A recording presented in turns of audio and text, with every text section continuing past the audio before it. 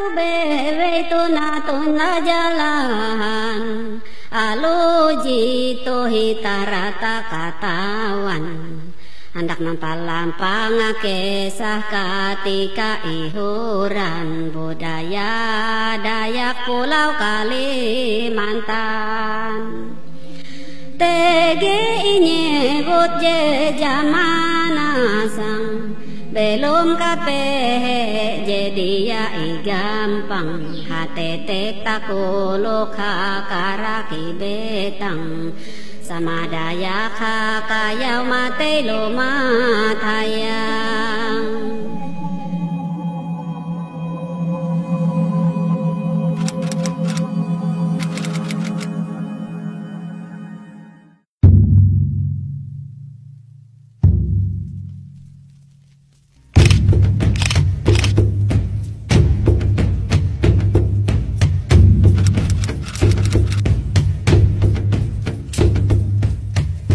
Sekitar satu abad yang lalu, tepatnya pada tahun 1894, diadakan perjanjian damai suku Dayak yang bernama Perjanjian Tumbang Anoy.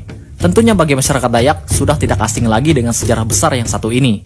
Tapi di sini saya mencoba mengulang kembali dan memberikan informasi pada pahari semua yang mungkin belum mengetahui tentang apa itu Perjanjian Tumbang Anoy.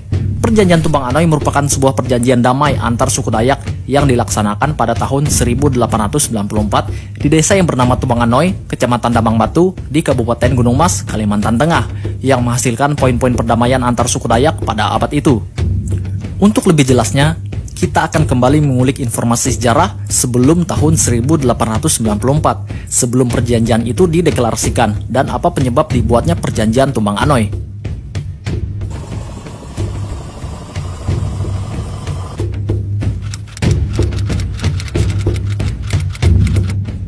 Periode pra-perjanjian Tumbang Anoy bisa disebut sebagai periode mengayau atau dikayau. Kayau sendiri adalah salah satu budaya masyarakat Kalimantan tempo dulu, di mana mereka memenggal kepala musuh dan membawanya pulang. Biasanya ngayau dilakukan saat keadaan sedang perang dan bisa juga untuk keperluan ritual. Istilah ngayau adalah istilah lokal, tapi sejarah para pemenggal kepala dari Kalimantan pertama kali diperkenalkan dalam skala global pada tahun 1882 dalam sebuah buku karya Karl Bock yang berjudul The Headhunters of Borneo. Buku inilah yang pertama kali membuat pandangan dunia tentang orang-orang Dayak sebagai suku kanibal dan pemburu kepala masih eksis hingga saat ini. Tapi hal itu wajar, karena memang pada masa itu, Dayak primitif masih sering melakukan hal-hal brutal, seperti pemenggalan kepala dan saling membunuh. Tapi yang masih simpang siur adalah, apa penyebab awal mula terciptanya ritual ngayau di Kalimantan? Tak ada referensi yang jelas tentang hal ini. Tapi di sini saya ada menemukan sedikit petunjuk tentang sejarah ngayau di Kalimantan dan juga berhubungan dengan sejarah suku Dayak pertama kali yang katanya berasal dari Cina.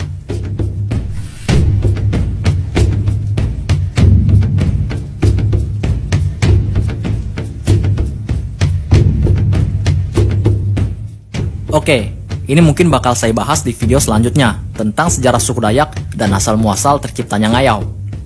Sebelum pra-perjanjian Tumbang Anoy, ada dua poin penting yang menjadi akar permasalahan dan kerusuhan Dayak pada masa itu, yakni yang pertama aksi asang kayau atau pembunuhan antar suku, kedua peperangan melawan Belanda. Untuk permasalahan yang pertama, aksi saling membunuh sering terjadi dikarenakan perebutan wilayah yang memang pada saat itu suku Dayak tidak mengenal pembagian wilayah yang secara administratif.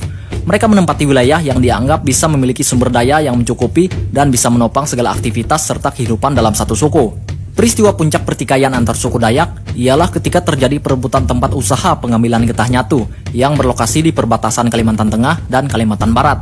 Tapi dari referensi lain juga ada yang mengatakan wilayah tersebut terletak di perbatasan antara Kalimantan Tengah dan Kalimantan Timur, di mana pada saat itu suku Dayak Ngaju dan suku Dayak Kenya saling melakukan kayau-mengayau untuk memperebutkan lokasi tersebut. Pada prinsipnya, suku Dayak akan mempertahankan wilayahnya dari setiap orang yang bukan berasal dari sukunya. Dan jika terjadi tragedi saling membunuh, suku Dayak harus membalaskan kematian anggota sukunya dengan memburu kepala dari suku yang telah membunuh anggota sukunya. Kepala tersebut lalu dibawa pulang dan digunakan dalam upacara tiwa, sebuah ritual untuk menghargai kematian anggota suku. Kegiatan memburu kepala tersebut semakin sengit sehingga peristiwa itu dikenal dengan peristiwa Kayau 100. Permasalahan kedua adalah seringnya terjadi peperangan dengan kolonial Belanda, di mana pada masa itu pemerintah Hindia Belanda sering merasa kewalahan dan juga was-was tentunya dengan adanya pertikaian dan aksi pemenggalan kepala yang sering terjadi di Borneo. Hal ini tentunya menghambat akses pemerintah Hindia Belanda untuk melakukan monopoli di daerah-daerah yang berada di Pulau Kalimantan. Sehingga tak jarang, orang-orang Belanda yang nekat menerobos masuk ke wilayah suku-suku setempat akan menjadi buruan suku Dayak.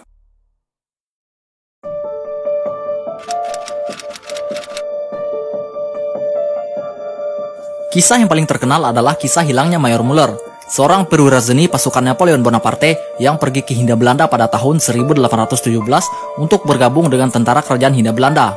Dia terlibat dalam penyerangan Belanda ke Kesultanan Sambas pada tahun 1818, bahkan diangkat sebagai acting resident di sana. Ia sempat bekerja sebagai petugas inspeksi di Maluku pada tahun 1820. 2 tahun kemudian, dia kembali ke Kalimantan Barat sebelum terpilih untuk mewakili Belanda ke Kesultanan Kutai, dengan ambisi untuk mengontrol arus perdagangan di sepanjang Sungai Mahakam. Belanda bermaksud untuk menekan kontrak politik dengan Sultan Kutai. Selanjutnya, Belanda mengutus Muller bersama 20 prajurit ke Kutai pada tanggal 8 Agustus 1825.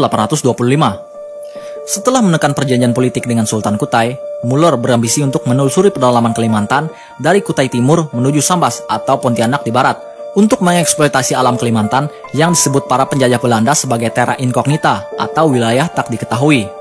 Meskipun Sultan enggan mengizinkan Muller masuk lebih jauh ke dalam wilayah kekuasaannya, dia tetap pergi ke Mahakam dengan pasukannya. Tapi cukup tragis memang, hanya satu dari rombongan itu yang berhasil selamat, dan Muller dikabarkan menghilang dalam perjalanan. Sampai sekarang, menghilangnya Muller masih menjadi misteri, tapi dugaan kuat Muller dibunuh oleh suku Dayak di Hulu Kapuas. Hal ini kemudian dibenarkan oleh John Dalton, petualang Inggris yang mengunjungi tempat tersebut setelah 3 tahun hilangnya Muller. Ia menemukan benda-benda peninggalan Muller dan timnya. Catatan ini diambil dari buku Bernard Slato yang berjudul Innermost Borneo, Studies in Dayak Cultures, di mana ada kutipan tentang terbunuhnya Muller oleh suku Dayak.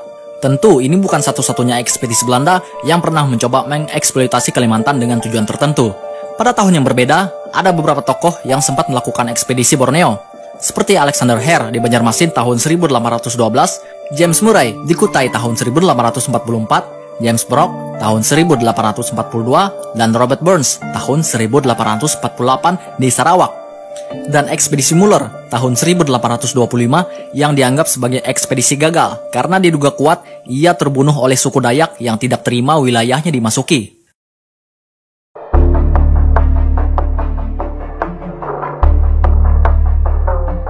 Kebencian pada penjajah Belanda berkembang menjadi perang. Pada Mei 1859 di Pulau Petak Kapuas meletus pertempuran dengan Belanda. Kapal perang Belanda Cipanas tidak bisa digunakan lagi. Anak buah kapal terbunuh semuanya. Tahun 1855, Perang Tewah meletus, disusul oleh perang di kawasan Hulu Katingan, Mentaya, Kahayan, dan Barito, yang menimbulkan kerugian besar pada serdadu Belanda, baik kapal perang maupun nyawa.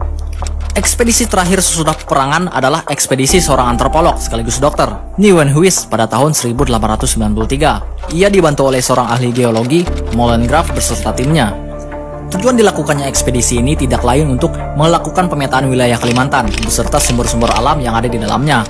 Tentunya para pemerintah Belanda tidak menginginkan lagi kejadian seperti ekspedisi Muller yang gagal dan perang melawan suku Dayak yang disebut-sebut sebagai pasukan hantu. Belum lagi suku-suku Dayak yang lain yang sedang berperang memperebutkan wilayah dengan sesama suku Dayak.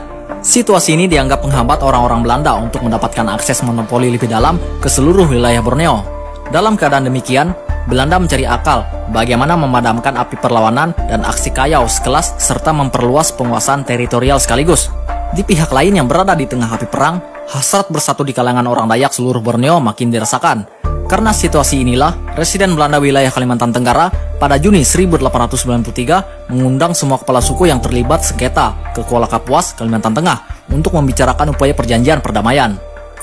Pertemuan tersebut membahas antara lain memilih siapa saja yang sanggup dan mau menjadi ketua dan sekaligus menjadi tuan rumah penyelenggaraan perdamaian tersebut, menetapkan tempat penyelenggaraan, menetapkan kapan waktu penyelenggaraan, menetapkan lamanya sidang damai itu bisa dilaksanakan.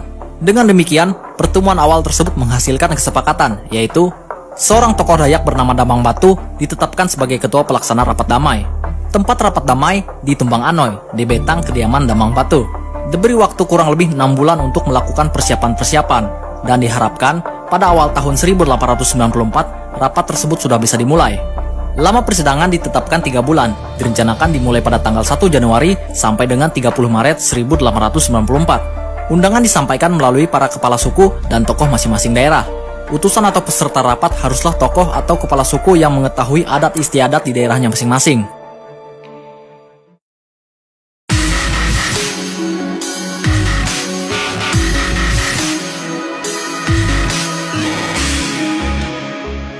Sesudah dilaksanakannya rapat damai pada tahun 1894, maka dihasilkan perjanjian perdamaian yang diringkas dalam 9 poin penting sebagai berikut ini. Yang pertama, menghentikan permusuhan dengan pihak pemerintah Hindia Belanda. Yang kedua, menghentikan kebiasaan perang antar suku dan desa. Yang ketiga, menghentikan kebiasaan balas dendam antar keluarga.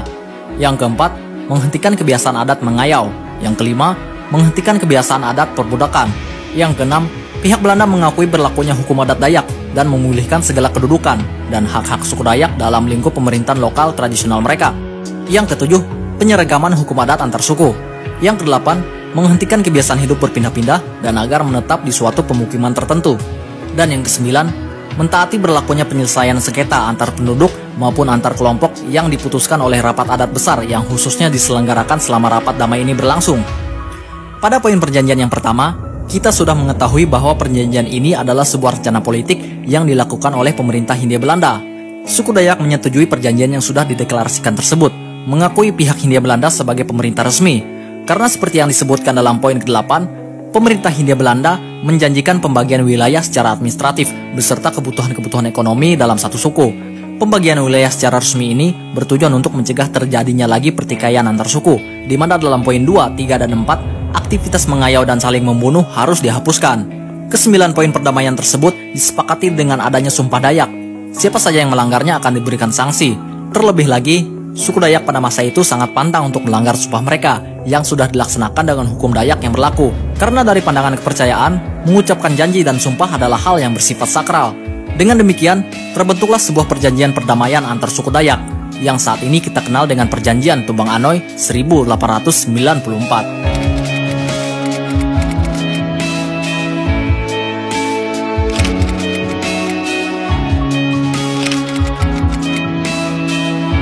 Oke, hal ini mungkin menjawab beberapa pertanyaan dari kalian.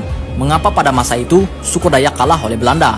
Semua tak lain karena permainan politik dan kebiasaan suku Dayak yang hanya mempertahankan wilayahnya tanpa memperdulikan suku-suku lain pada masa itu. Tapi lain halnya jika mereka bersatu. Seperti dalam catatan sejarah yang membuktikan bahwa pihak Belanda mengakui suku Dayak adalah salah satu suku terkuat di Indonesia. Tentunya dalam hal pertahanan fisik, peperangan, dan penguasaan medan tempur. Seperti dalam sejarah Perang Barito, dicatat ada beberapa kekalahan Belanda dalam misi menaklukkan suku Dayak.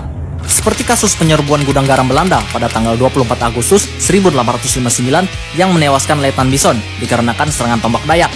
Pertempuran di Leogong 11 Februari 1860 yang berhasil menghanyutkan kapal Suriname beserta 300 serdadu Belanda di dalamnya. Dan pada Desember 1859, Laskar Dayak berhasil menenggelamkan kapal Onrus yang berlokasi di Sungai Barito di kota Moretewe yang merupakan kota asal saya.